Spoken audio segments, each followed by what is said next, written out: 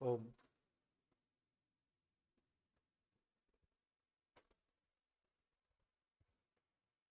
नमस्कार विद्यार्थी जनों, आप सभी विद्यार्थी वर्ग का ओजस्वी क्लासेस के इस डिजिटल प्लेटफॉर्म पर हार्दिक स्वागत है, अभिनंदन है। चलते हैं, आज की कक्षा को आरंभ करते हैं। और विगत कक्षा में मैं दादा ग्वधाप सूत्र के विषय में चर्चा कर रहा था। दादा ग्वधाप सूत्र के एक सिद्धि शेष रह गई है, वह है देही। तो चर्चा करते हैं, आज पढ़ते हैं देही सिद्धि के विषय में। संस्कृत व्याकरण में देही शब्द कैसे बनता है, तो देखो, देही, देही का अर्थ होता है लोट लकार में तू दे। कहते हैं ना, भोजनम देही, फलम देही, सुपम देही किंचित, आता है ना कि देही माने दो, धनम देही, धन दो। ठीक है, तो देही जो है लोट लकार का रूप है। लोट लकार का रूप है तो आपको पता चल गया होगा इसकी कि देखो, इसमें डुदाय दाने तो धातु है। कौन सी धातु है? धातु है डुदाय दाने, देने अर्थ में। ठीक है, तो इसकी धातु संज्ञा होकर के और लोट लकार, लोट लकार मध्यम पुरुष एक वचन में, मध्यम पुरुष एक वचन में कौन सा प्रत्यय आएगा? देखो, टिप तस झी सिप, सिप प्रत्यय आ गया, सिप प्रत्यय हुआ। ठीक है, तो अनुबंध लोप हो गया इसका, तो दा धातु से और सिप प्रत्यय हो गया, और सिप प्रत्यय होने के कारण प की क्या होगी? इत संज्ञा होगी। प की क्या कर दी हमने? इत संज्ञा हो गई। अब स्लू विकर्ण आएगा, क्योंकि ये जुहोत्यादि गण की धातु है। मैंने पहले आपको कहा था पूर्व सूत्र के समान लग जाएगा। जुहोत्यादिभ्य सुनो, जुहोत्यादिभ्य श्लो, ये सूत्र लग जाएगा। तो यहां शप का श्लू हो जाएगा। यहां जो सप आने वाला था या सप आ गया था कर्तार्थ में, उसका क्या हो जाएगा? श्लू हो जाएगा। आप ऐसे कह सकते हैं, यहां श्लू आ गया। श्लू का मतलब लुक स्लू लुपहा, लोप और सिप। श्लू का मतलब लोप ही होता है। जो शप विकर्ण आया था उसका क्या हो जाता है? श्लू हो जाता है। प्रत्यय लुक स्लू लुपा, प्रत्यय को यदि लुप कह दिया जाए, श्लू कह दिया जाए और लुप कह दिया जाए तो भी लोप ही समझना। तो यहां जो शप आया था उसका क्या हो गया? लोप हो गया। अब एक सूत्र आया श्लऊ, पहले भी पढ़ा चुका हूं ये। श्लऊ सूत्र से द्वित्व हुआ। क्या हुआ? द्वित्व। और द्वित्व होकर के क्या बना? दा दा और सी। ठीक है, दादा से। अब पूर्वोभ्यास, पूर्व की अभ्यास संज्ञा, पूर्व की क्या है? अभ्यास संज्ञा। पूर्वोभ्यास, पूर्व की अभ्यास संज्ञा होगी तो ये वाला अभ्यास कहलाया। और अभ्यास को ह्रस्व हो जाता है, या आप अभ्यास को ह्रस्व कर लो।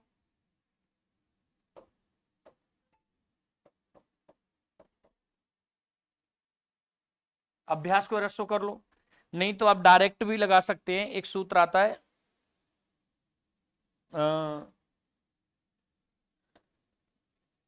अभ्यास संज्ञा कर लो, अभ्यास संज्ञा करने के बाद में उसे ह्रस्व कर लो तो ददा कर सकते हैं और हो भी जाएगा। पहले शेर या पिक्चर लगा लो। एक काम करते हैं, पहले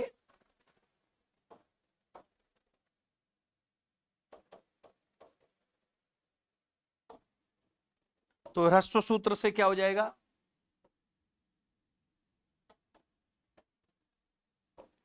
यानी ह्रस्व सूत्र से ह्रस्व होकर ऐसे लिख सकते हैं, अभ्यास संज्ञा पूर्वोभ्यास से, और अभ्यास को ह्रस्व,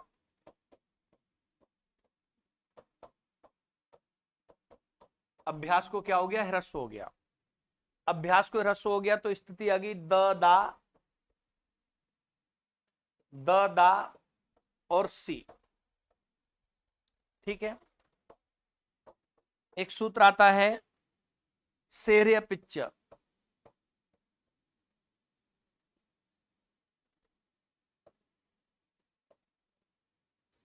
शेर या पिक्चर।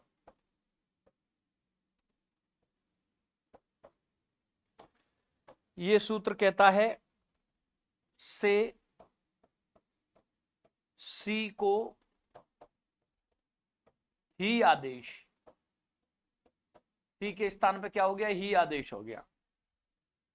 तो स्थिति आ गई दा ही। ठीक है, यहां तक लिख लो, ददा ही।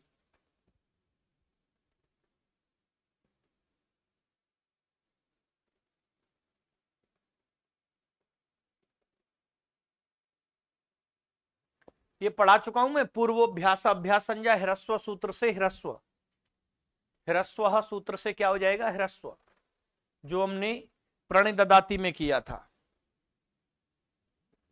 ठीक है,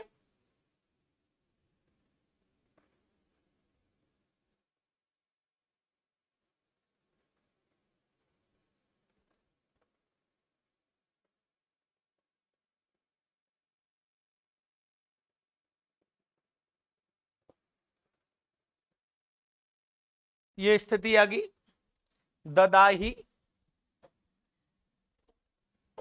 तो स्थिति है द दा और ही। ठीक है, एक सूत्र आता है घ्वशो घ्वशोरेद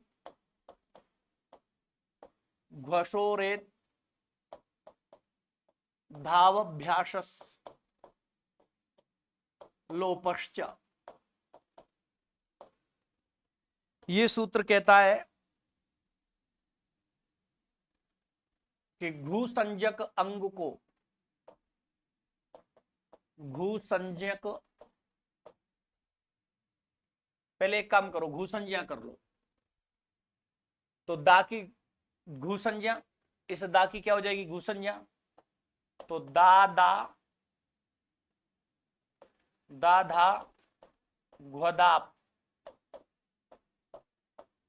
से घू संज्ञा हो गई। ठीक है ना, क्योंकि दारूप वाली जितनी भी धातु होती है और धारूप वाली, दारूप वाली और धारूप वाली धातुओं की क्या संज्ञा होती है, घू संज्ञा हो जाती है। से घू संज्ञा हो गई, और घू संज्ञा होने पर सूत्र आया कौन सा, घ्वशो घ्वशोरेद धाब भ्यास लोपश्च। से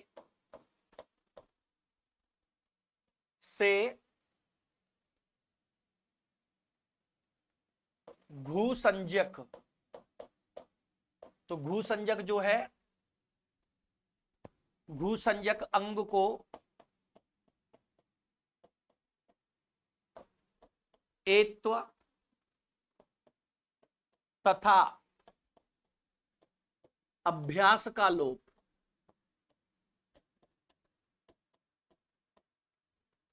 यानी जो घू संज्ञक, देखो अंग तो ये है कि क्योंकि जो प्रत्यय का विधान हुआ है वो दा से हुआ है, तो घू संज्ञक जो अंग है, ये दा है, वो घू संज्ञक है, और अंग संज्ञा इसकी, क्योंकि प्रत्यय का विधान इसी से हुआ ही सिप प्रत्यय का। तो और अभ्यास का लोप हो जाएगा। तो ये जो अभ्यास है आगे वाला द, पूर्व की अभ्यास संज्ञा होती है, पहले वाले को अभ्यास कहते हैं, तो इसका क्या हो जाएगा, लोप हो गया। तो दा और इसको एत तो हो गया, यानी इसका तो लोप हो गया, इसका तो क्या हो गया, जिस पर लाल कलर लगा रहा हूं इसका तो ये अभ्यास है, तो अभ्यास का तो लोप हो गया। और ये अंग है, और कैसा अंग है, घू संज्ञक अंग है, तो घू संज्ञक अंग को एत तो हो गया, तो क्या बन गया, देही बन गया। क्या बन गया, देही। ठीक है, लिख लीजिए, देही शब्द बन गया।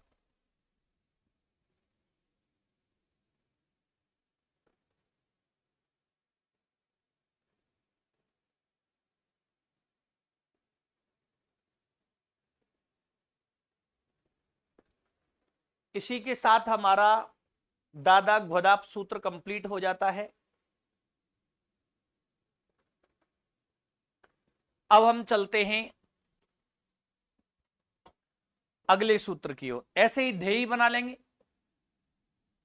दुधाय धातु से, सेम बिल्कुल दुधाय धारा पोषण धातु से क्या बना लेंगे, धेही। ठीक है, धेही बन जाएगा सेम। अब बात करते हैं किसके विषय में, अगला सूत्र आता है आद्यंत वदेकस्मिन्।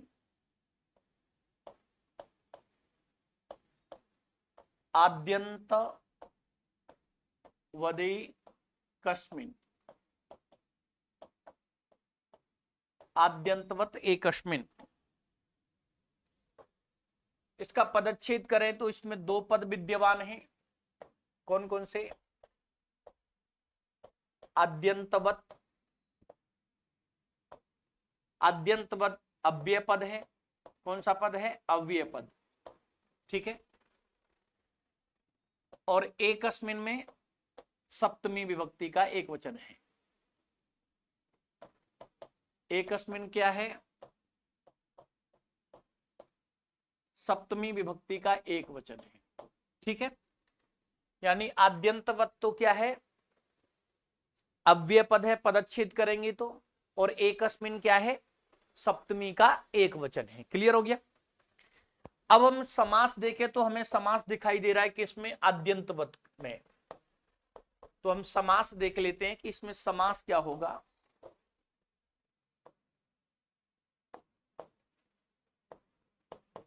समास, दो शब्द मिले हुए लग रहे हैं, आदि और अंत। आदि, अंत और बत, ये तीन शब्द हैं, तो इन तीनों का क्या समास विग्रह होगा उसको हम देख लेते हैं। ठीक है, तो देखिए, आदिश्च, आदिच या आदिश्च, और अंतश्च, आदिश्च अंतश्च आद्यन्तौ, आद्यन्तौ। कौन सा समास होगा, इतरेतर द्वंद्व होगा, क्योंकि द्विवचन आ रहा है। तो इस बात को याद रख लेना हमेशा कि जब भी एक पद होने पर एक वचन, दो पद होने पर द्विवचन आते हैं, तो वहां कौन सा समास होता है, इतरेतर द्वंद्व समास होता है। कई बार आपको बता चुका हूं। और जहां बहुत पद हो फिर भी एक वचन आवे, तो वहां पर क्या होता है, समाहार द्वंद्व समास होता है। तो आदिश्च अंतश्च आद्यंतो, इतरेतर द्वंद्व समास हो गया। और सप्तमी विभक्ति में हम देखो क्या करेंगे,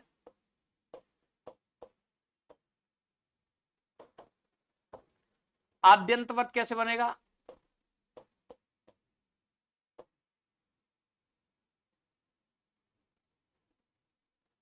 आद्यंत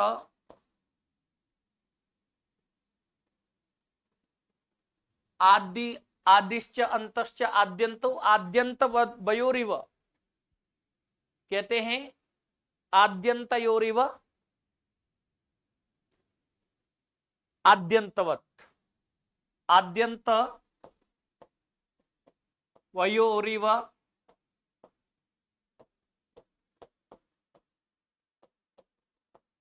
आद्यंतवत, ये किस में बना है? सप्तमी विभक्ति में।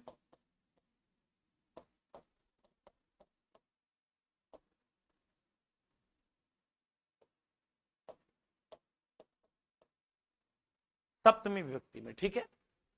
तो आदिश्च अंतश्च आद्यंत आद्यंत, ठीक है, और आद्यंतयोरिव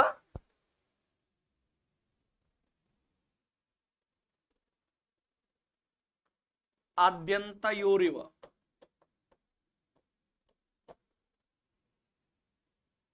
आद्यंतवत, सप्तमी विभक्ति में। क्लियर हो गया? अब इसका हम, इसमें अनुवृत्ति किसी की आती नहीं है,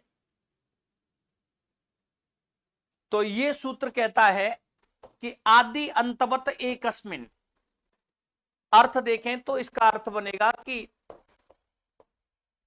एक में ही आदि और अंत के समान कार्य देखा जाता है। यानी कोई चीज एक ही हो तो उसी को आदि मान लिया जाता है और उसी को अंत मान लिया जाता है। तो कहते हैं कि एकस्मिन्नपि आदाविव अंत इव च कार्ये भवति।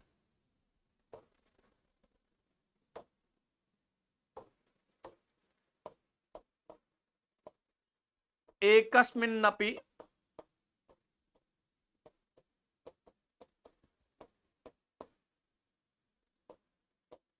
आदाविव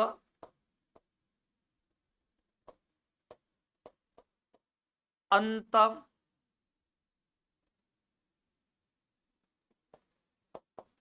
विव च अंत इव च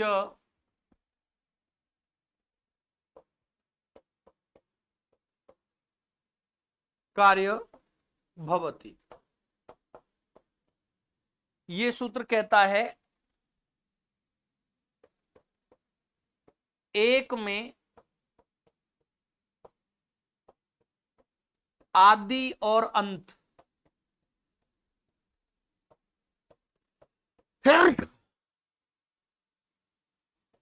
के समान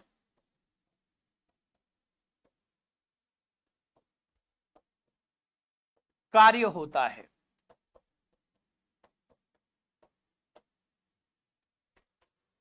यदि एक ही चीज है, कोई चीज एक ही है,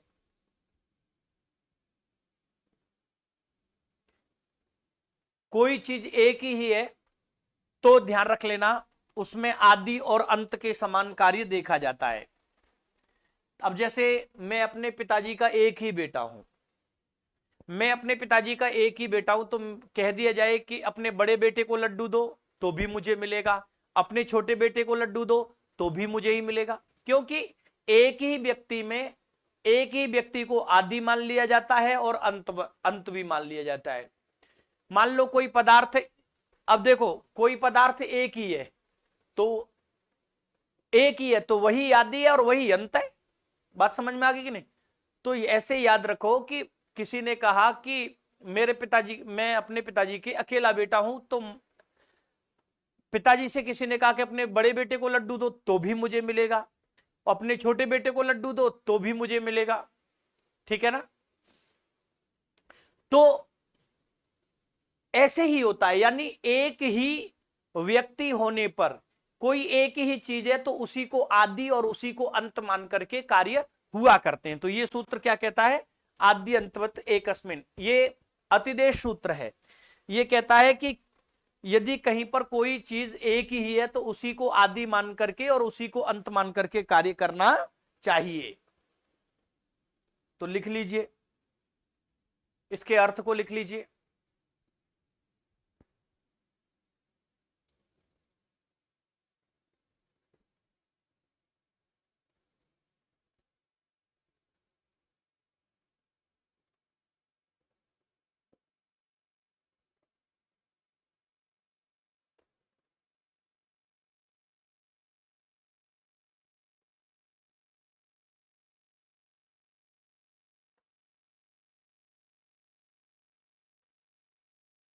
यशपाल जी कह रहे थे कि एक सूत्र का अर्थ मैंने नहीं लिख पाया हूं, वो है संबुद्धौ शाकल्य से तावन से। संस्कृत अर्थ नहीं लिखाया है मैंने, है ना,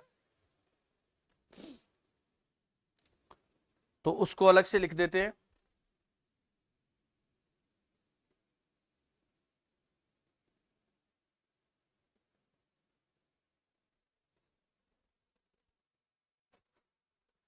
तो ये संबुद्धौ शाकल्य से तावन से का लिखा रहा हूं, ध्यान रखना। संस्कृत अर्थ संबुद्धि निमित्त को यह ओकार तस्य प्रग्रिय संज्ञा, तस्य प्रग्रिय संज्ञा भवति, तस्य प्रग्रिय संज्ञा भवति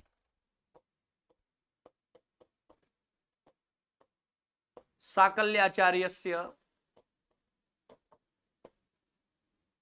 साकल्य आचार्यस्य मतेन अनार्षे, अनार्षे का मतलब है अवैदिके, अवैदिके इतौ परतः, अनार्ष इति परे रहना चाहिए, ठीक है। तो संबुद्धि निमित्त को यह ओकार तस्य प्रग्रिय संज्ञा भवति अनार्षे इतौ परतः, अनार्ष इति के परे रहते। क्लियर हो गया? लिख लीजिए ये जो रह गया था,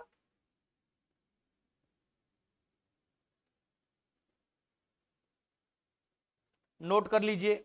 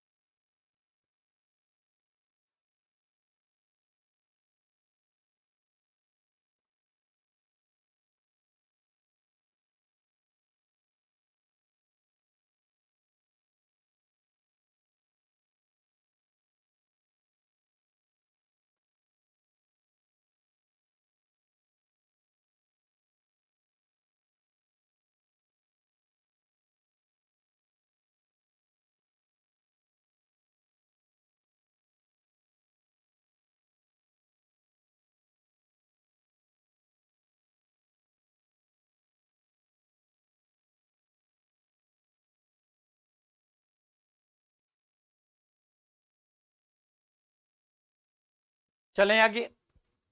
तो ये और नोट कर लो, नहीं लिखा हो तो। फिर हम इसकी सिद्धि को सीखते हैं।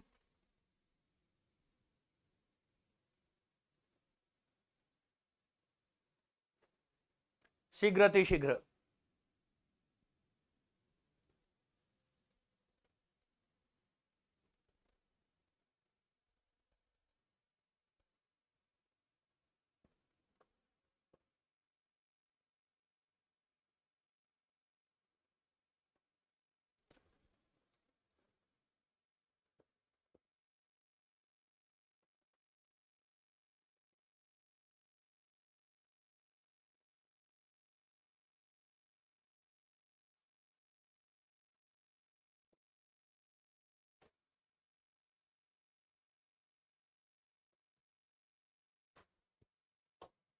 तो चलते हैं। अब अगली सिद्धि आती है आभ्याम की सिद्धि। आभ्याम, ठीक है, यानी आद्यंत वदेकस्मिन की सिद्धि हम सीख रहे हैं। और आभ्याम, और आभ्याम बनता है तृतीया विभक्ति के द्विवचन में। तो इन दोनों के द्वारा, इन दोनों के द्वारा अर्थ क्या होगा इन दोनों के द्वारा, ठीक है। अभ्याम शब्द क्या है इदम, मूल शब्द क्या है इदम, इदम मूल शब्द है, ठीक है। अब इदम प्रातिपदिक है, तो प्रातिपदिक संज्ञा होकर के प्रातिपदिक संज्ञा होकर स्वादि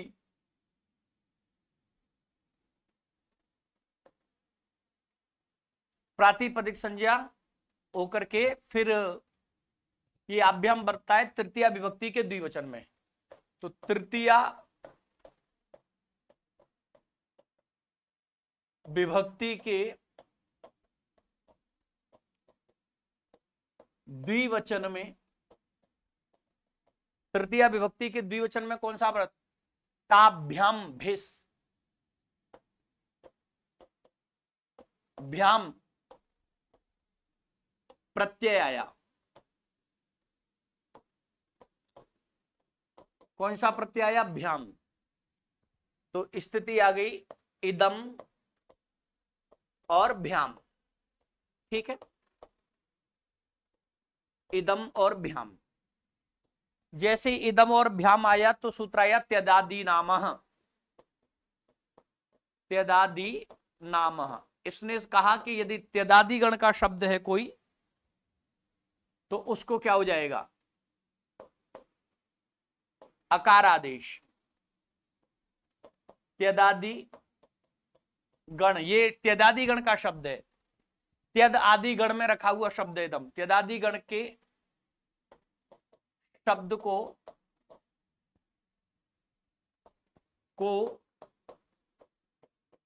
आदेश हो जाएगा। अब किसको करें, पूरे इदम को करें, किसको करें, तो सूत्र आया अलोन्त्यस्य, अंतिम अल को करना है। अलोन्त्यस्य क्या कहता है सूत्र, अंतिम अल को करना है। तो अंतिम अल क्या है म, अंतिम अल म है, इदम में अंतिम अल क्या है म, तो इसको अ आदेश हो जाएगा। तो इद अ और भ्याम, ये स्थिति है। अब अतोगुणे से पररूप हो जाएगा, क्योंकि देखो इधर से अ है और इधर भी अ है, तो अतोगुणे से पररूप, पहले भी बता चुका हूं मैं। अतोगुणे सूत्र से क्या हो जाएगा पररूप। अपदांत अवर्ण के बाद में यदि अवर्ण ह्रस्व अवर्णी पीछे होगा, गुण परे होगा, तो पररूप हो जाएगा।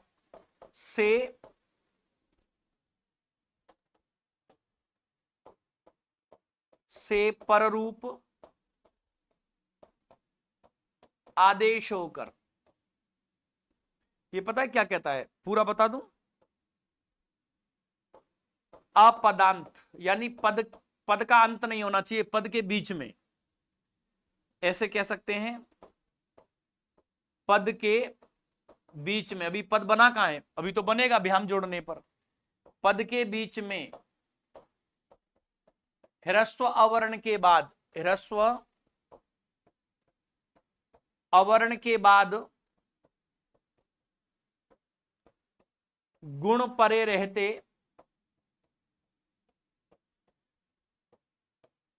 पररूप एक आदेश होता है, पररूप होता है।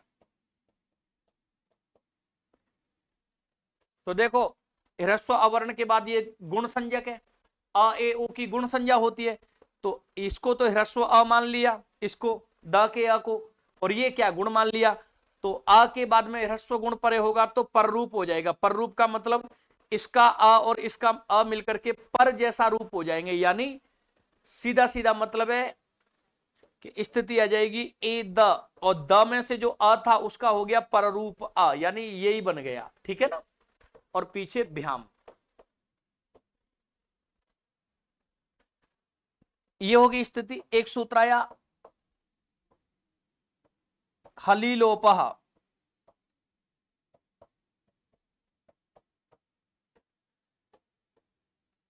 इस सूत्र से क्या है कि हल परे रहते,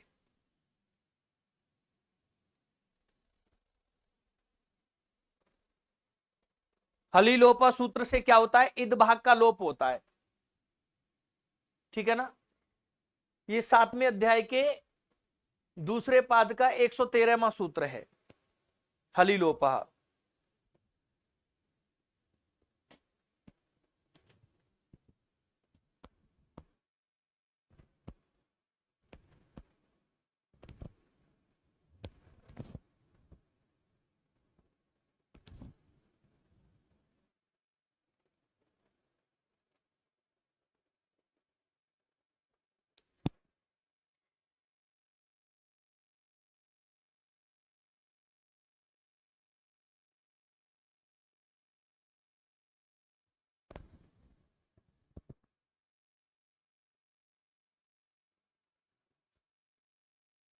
तो ये सूत्र कहता है कि ककार आदि रहित, क तो है ही नहीं इदम में, ककार आदि रहित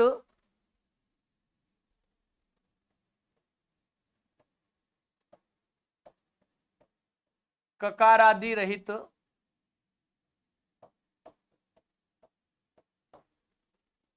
रहित इदम के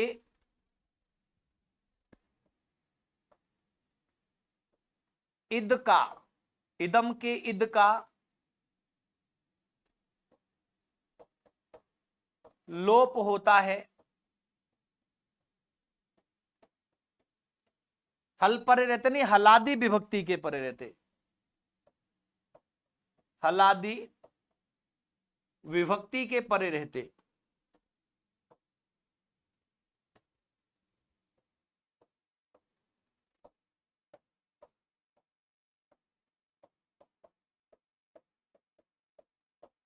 हलादि विभक्ति के परे रहते, तो ये कैसी विभक्ति है, हलादि विभक्ति है। तो ये सूत्र रहता है ककार आदि रहित इदम, तो इदम में इसमें ककार तो है ही नहीं, क है ही नहीं, ककार का मतलब क, तो क वर्ण नहीं होना चाहिए, तो ककार आदि रहित है, तो ककार आदि रहित क नहीं हो, ठीक है ना। तो ऐसे इदम के इद भाग का लोप हो जाएगा, तो इसका लोप हो जाएगा। हलादि विभक्ति के परे रहते, तो हलादि विभक्ति है पीछे, विभक्ति कैसी है, हलादि है, भ्याम भ से शुरू हो रहा है, व्यंजन से शुरू हो रहा है, तो हलादि विभक्ति के परे रहते, ठीक है।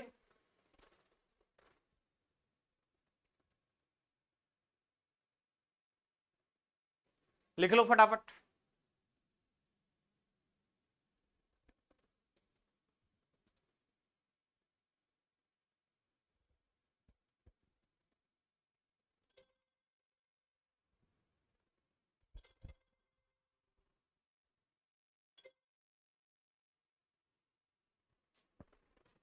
आगे चलें, आगे चलते हैं, और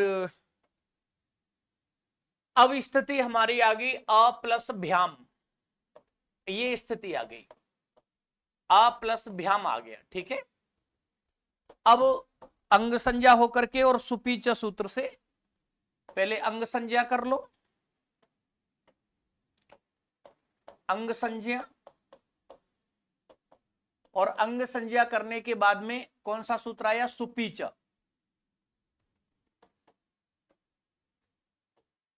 सुपीच। ये सूत्र कहता है, ये सूत्र कहता है अदंत अंग को,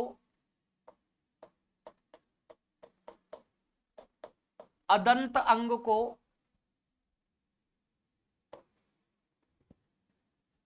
दीर्घ होता है, अदंत अंग को दीर्घ होता है सुप प्रत्यय के परे रहते, सुप प्रत्यय के परे रहते। अदंत, अब ये क्या देखो, अदंत बात अब यहां आएगी मेन सूत्र की।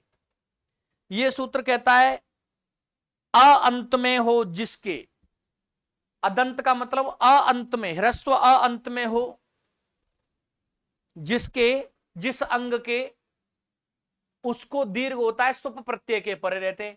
अब आप कहेंगे कि ये तो अंत नहीं है, ये अंत का, ये तो एक है, एक ही है, ये तो एक ही है, ये अंत कहां है, ये अंत कहां है, ये तो एक ही है, तो फिर कहा जाएगा कि आद्यंत वदेकस्मिन्, आद्यंत वदेकस्मिन्।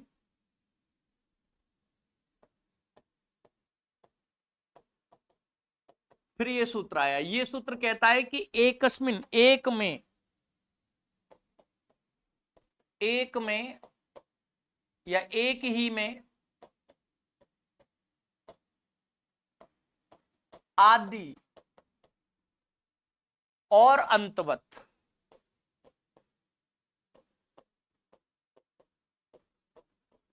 अंत के समान कार्य हो जाते हैं।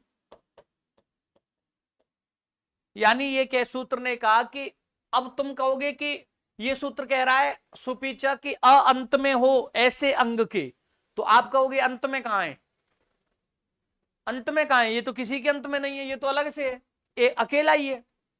तो फिर कहा जा रहा है कि यदि एक ही कोई चीज होती है, कोई चीज एक ही होती है तो उसी को आदि मान लिया जाता है, उसी को अंत मान लिया जाता है। किसी का एक ही बेटा है तो अपने बड़े बेटे को लड्डू दो तो उसी को मिलेगा, अपने छोटे बेटे को लड्डू दो तो भी उसी को मिलेगा। क्लियर हो गया। तो एक को ही, इसी को ही क्या मान लिया, अंत मान लिया, और अंत मान लिया तो अदंत अंग को क्या हो गया, दीर्घ हो गया, और दीर्घ होकर के क्या बन गया, आभ्याम बन गया। क्या बन गया, आभ्याम। ठीक है, लेखन कार्य कर लीजिए।